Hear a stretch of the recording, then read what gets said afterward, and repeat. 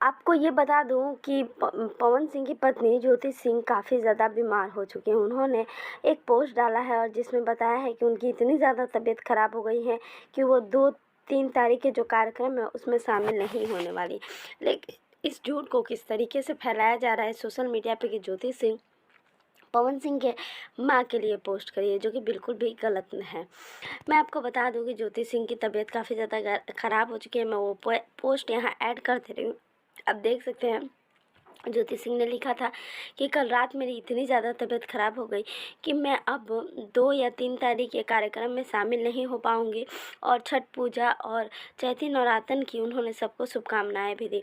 ज्योति सिंह का ये बिहेवियर लोगों को समझ में आया कि ज्योति सिंह आज भी किस तरीके से अपने उस परिवार के पास लौटना चाहती हैं, उस परिवार की कदरदार है जिस परिवार ने उन्हें 5 साल पहले ही छोड़ दिया है।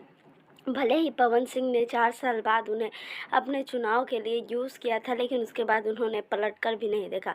और यहाँ ज्योति की इतनी ज़्यादा तबीयत ख़राब हो गई है, लेकिन ज्योति सिंह अपना चुनाव कार्यक्रम ज़रूर करने वाली है। ज्योति सिंह जी का इस तरीके से डेडिकेशन देखकर लोग उन्हें उनके उस पोस्ट को भी खूब लाइक करें। वैसे आप लोग भी दुआ करें कि ज्योति सिंह जल्द से जल्द ठीक हो जाए।